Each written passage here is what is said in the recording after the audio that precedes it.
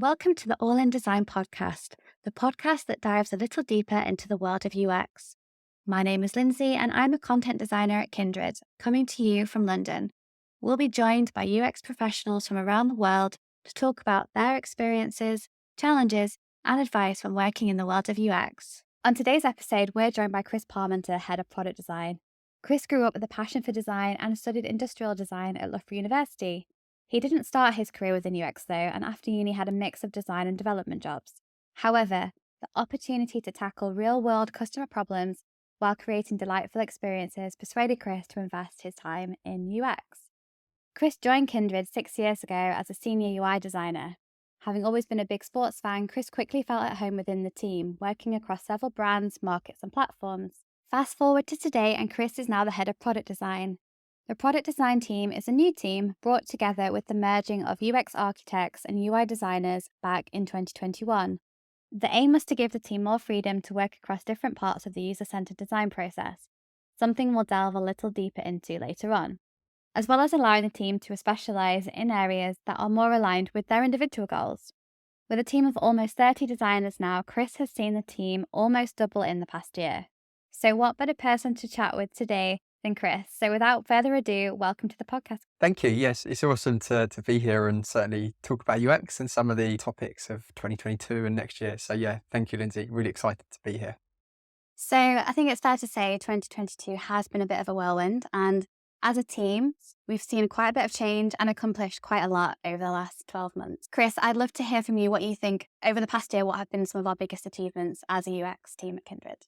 Absolutely. Whirlwind probably describes it quite well. I know, as you touched on there has been a lot of growth in UX more broadly and specifically product design this year. I think there's something like 45% of people in the team are new this year, and the overall growth is around just under 40%. So the team, certainly from a UX point of view, has grown a huge amount, and there's been some real successes around getting the right people on board, getting the new kind of UX structure that I'll touch on a little bit in a minute live. And so there's certainly been a lot of positivity there, and it's certainly good to see, from my perspective, lots of new people bring fresh energy, new kind of views on how things should be and how we should work and add value to the overall business and the team. So a real positive point around the growth of the team. Another aspect around, I guess, 2022 specifically is realizing our UX vision. So in 2021, we restructured the team and created a little bit more of a functional difference. And part of that change was around kind of product design coming to life, and which used to be traditionally your UX architects and your UI designers. And we've really built on that this year. So we've got design managers on board now who can help us develop people and spend more time in terms of coaching and individual development. And then we've got principal product designers, and they're more focused to your business areas and alignment with the business. And finally, at the end of 2022, it feels as though that we've got the right pieces of the jigsaw in place, which has been hugely positive.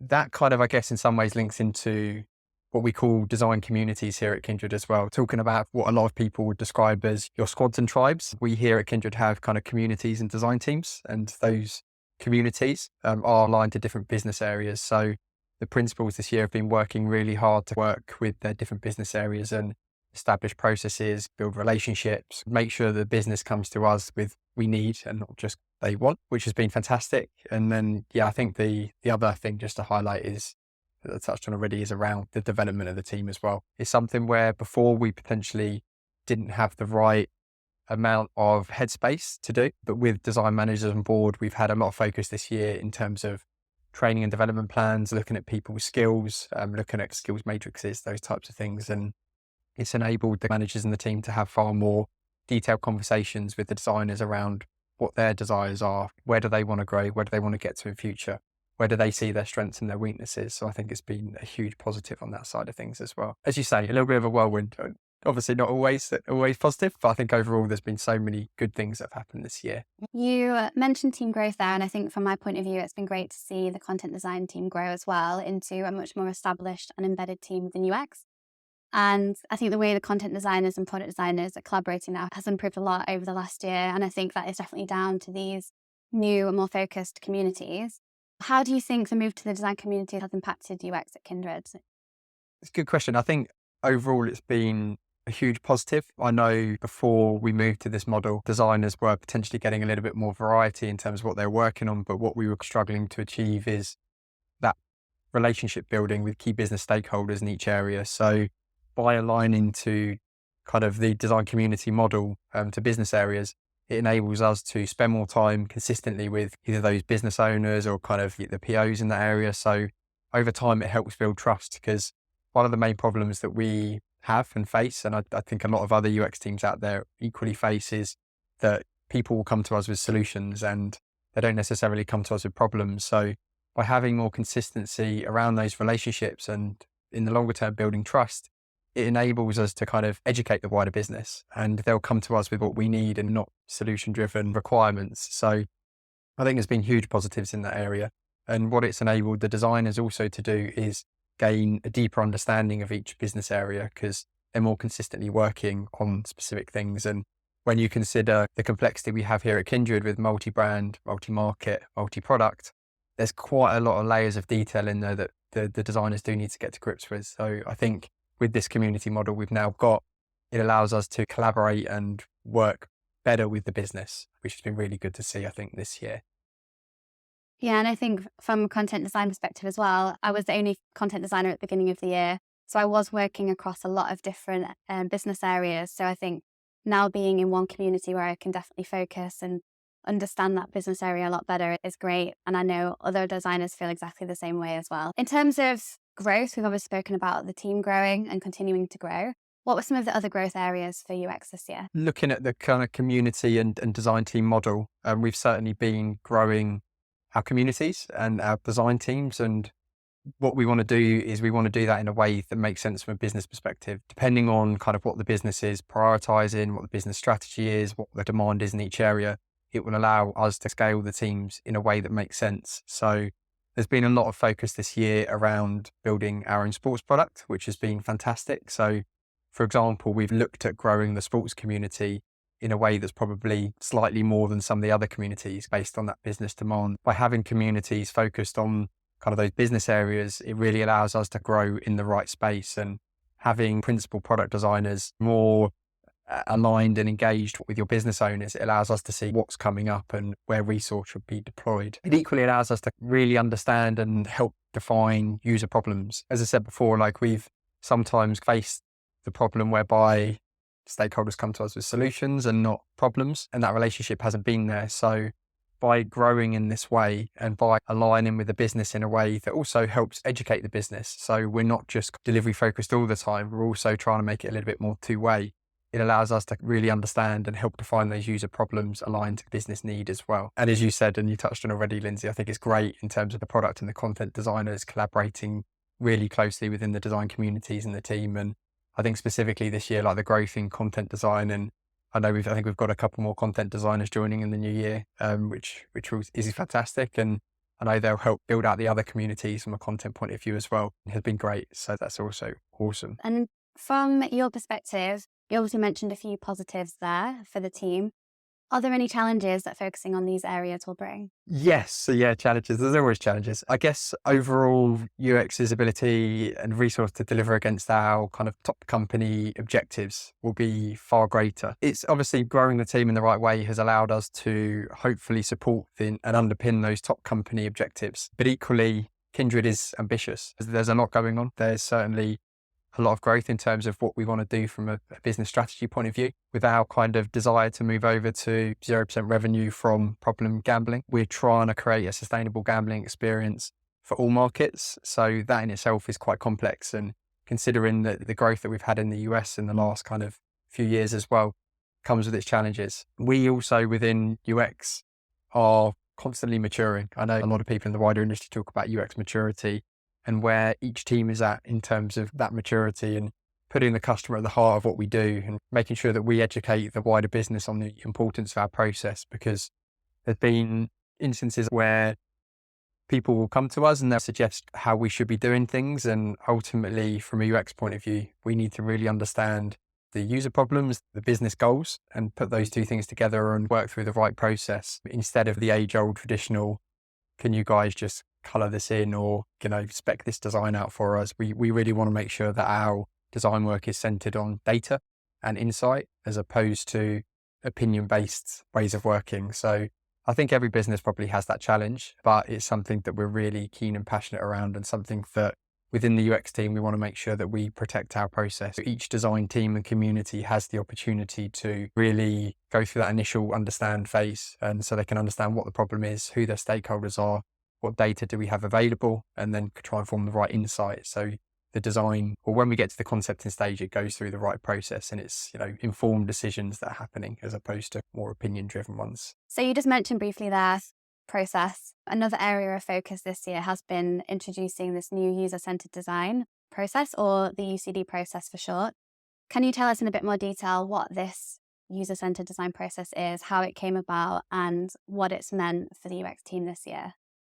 Absolutely. I guess a user-centered design process is not specifically new in a lot of ways. And we were working to a triple diamond model previously, which was good in its own right. But with the UX changes we made last year and wider business changes, we saw the need to reestablish the process and make sure that the UX team is going through a proper user-centered design approach. There was an opportunity this year to put a stake in the ground and actually reestablish it. And I think, especially with a lot of growth in the team and a lot of new faces, it was important to do it collectively. So when we kind of went through the process of looking at the process and creating a new process, it was very much inclusive of the team. So getting the team involved, understanding kind of what worked about what we had before, what didn't work, what did we struggle with. We also looked at what other frameworks and kind of ways of working were out there as well. So it was really about gathering input from all levels and kind of peers within UX and coming to something that we've collectively felt works. Otherwise, it's really difficult, I think, for the team to buy into the kind of wider process as well. One of the key aspects of it and how we break it down, and we talk about UCD, user-centered design, that initial stage of the process in terms of establishing the data and the insight and making sure that when we're going through the design process, we are basing the design on something that's more informed. So what we wanted to make sure is that the design teams and the communities are leveraging the data that we have available and working with the different insight teams that we have within the business to make sure that it's all pulled together. The problem is shared across the working group, and we take it from there. I guess a few other points in terms of the process as well. Process in some ways is quite a boring word. Some people might not specifically like them, but it does help give the team a structure to work within. And it does help convey certain expectations on how we should operate as a UX team to ensure we are going through a customer-centric approach, because there are, as I said before, there is sometimes pressure on us to work in a certain way that's potentially quite time constrained. But what we need to do is we need to make sure that we're going through a customer-centric approach and make sure that we come to the right outcome, because it's easy to come to an outcome, but is it the right one from a customer point of view? Does it meet the right business requirements? And the last aspect really to this is around showing the value of our process as well. Why is it there? Why are certain aspects of it really important? Why do we kind of need to make sure that we go through the exercise of user testing and learn from our customers in terms of what works, what doesn't work, to help guide the right solutions? I think we as a UX team, especially next year, need to help, I guess, our business stakeholders understand the value of it. So there's a wider education piece there, I think, in future, whereby the team really need to kind of help us sell the value of it as well. Yeah, I think it's great that as designers now we have more autonomy over the understand part of the process. We're all placing a lot more emphasis on asking questions and gathering data and insights before getting stuck into a project. Before, we relied a lot on the user researchers to do the user testing, but since having this process in place, we've all allowed more time and space to test so we can make a real difference to the user experience, which is always a good thing. It wouldn't be a 2022 look back if we didn't talk about trends.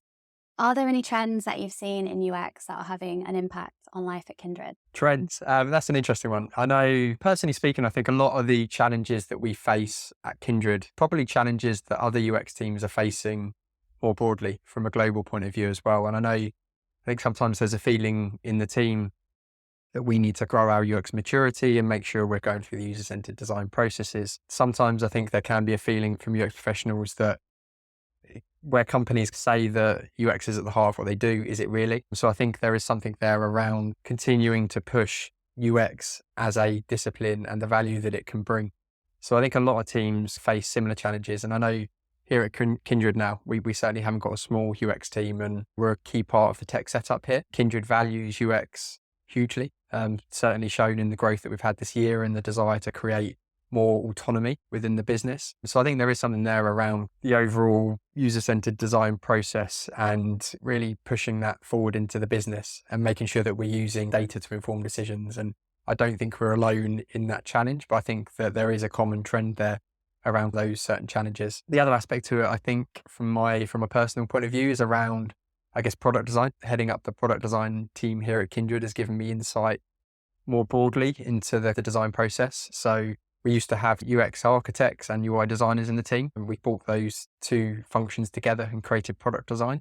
So that kind of, I guess in some ways does follow the wider industry in terms of where we're moving and how designers are now, I guess, working a little bit more broadly across the user-centered design process. So for us, that enabled us to break down some of the walls in terms of collaboration and have less of a waterfall process. When we're talking about design teams and design teams working collaboratively, it's like fully across the process in terms of ways of working, whereas before we probably were a little bit more waterfall. So I think having product designers in the team who can specialize in different parts of the process, but equally can work a little bit more broadly, has been a really positive thing. And that was something that was definitely influenced from what was going on in the wider industry, what other companies were doing. And has been a real positive, I think, this year, and reduced some of the frustration in terms of people being too boxed into certain parts of the process. So I think that's been pretty positive. And talking about specialisms, I think another big trend right now is the growing importance of content design as a craft of its own. I think previously it's been seen as an additional skill that maybe a product designer may or may not have. And now dedicated UX writers and content designers are being hired into product teams. And that's definitely true at Kindred. It's great to see that product teams and tech companies are hiring content designers because now they see the real value that they can bring to a product team. Earlier this year, LinkedIn actually named content designer as one of the most in-demand jobs of 2022, which is great to see.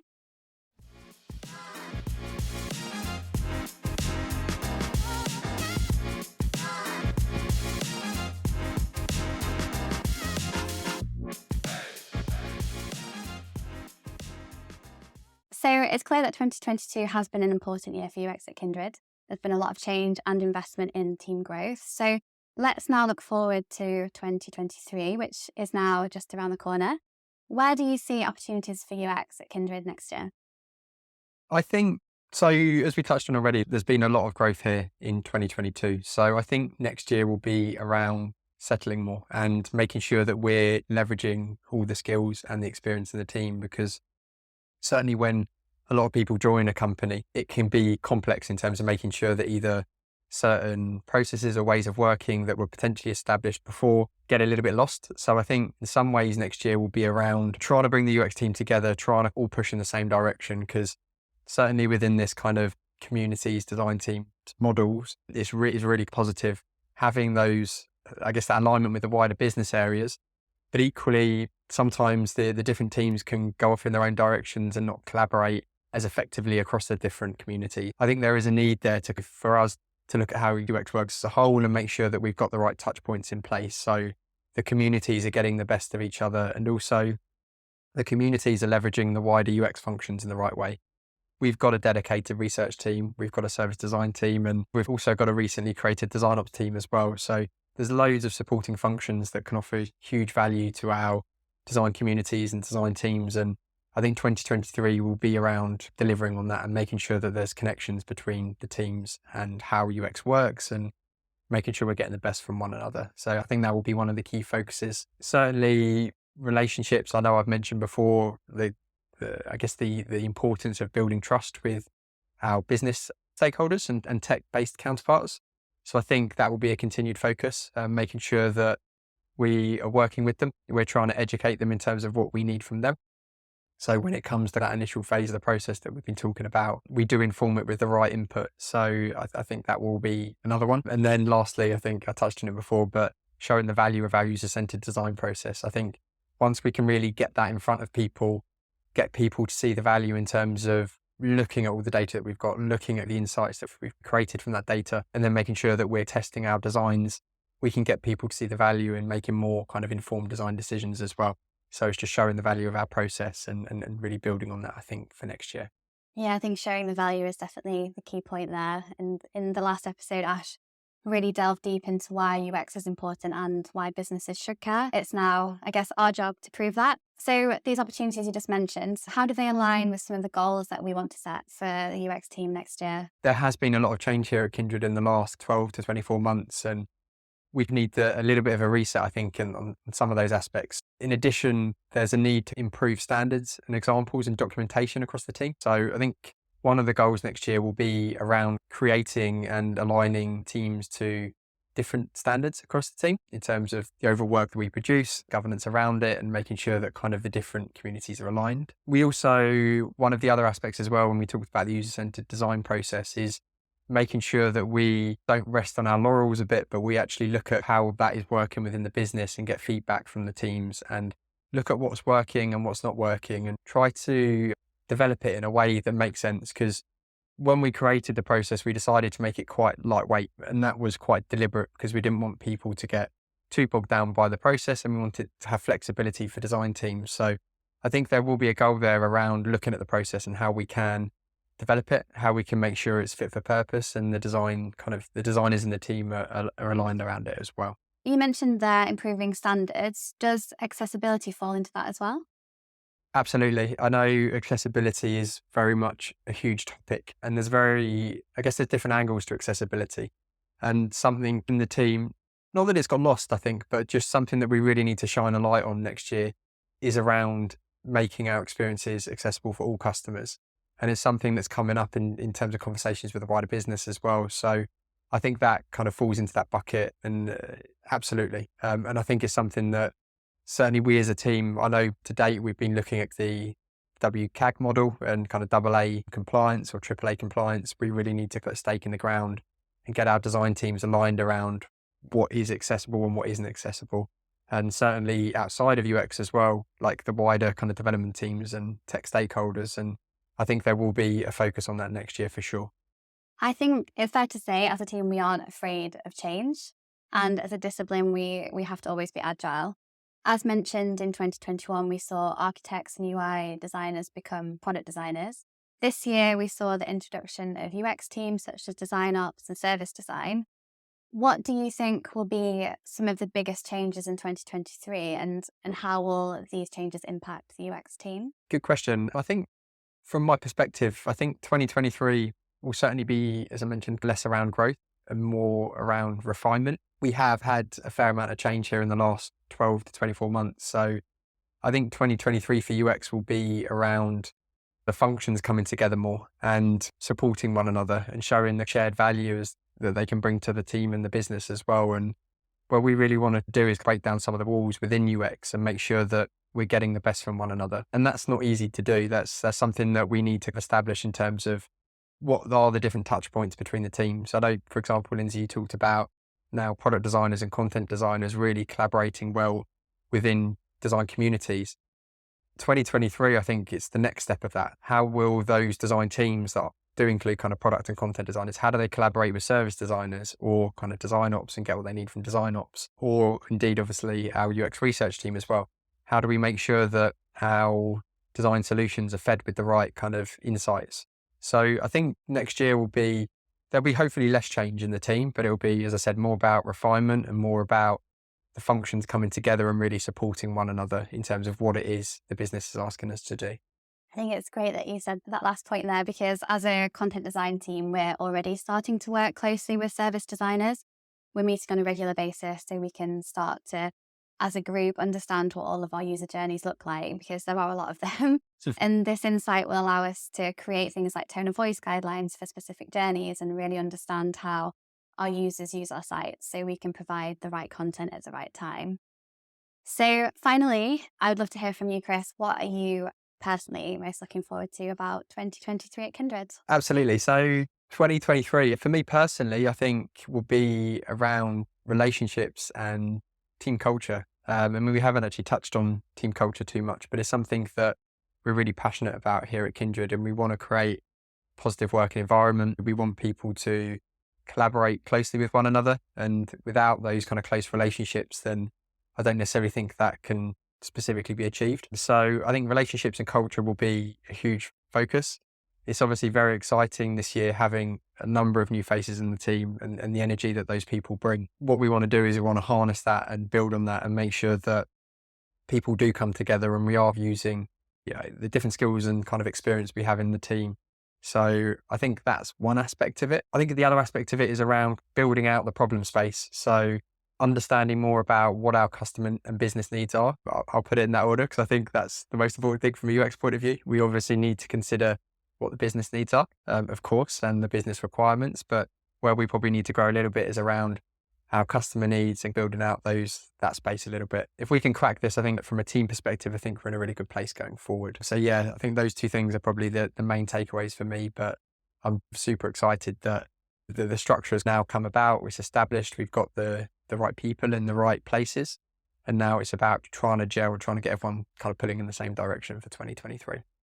I'm glad you said team culture there, because I think we do have something special here at Kindred, and it's exciting to see new people joining the team from all walks of life, bringing something new and exciting to the table. So looking forward to that continuing next year. And I think that's probably a good place to end. Thanks for joining me, Chris. And here's to an even better 2023. Absolutely. Yeah, looking forward to it. And thanks for having me today, Lindsay. On the next episode, I'll be chatting with product designer Giulia. We started our Kindred UX journey together, and we'll be talking about why, at 30-something, we decided to switch things up and enter the world of UX. We'll share our fears of leaving an established career, the excitement of learning something new, and tips on how to actually make the move into UX. If you've been considering a career in UX, or you just want to learn more, join us next time on the All in Design podcast. See you there.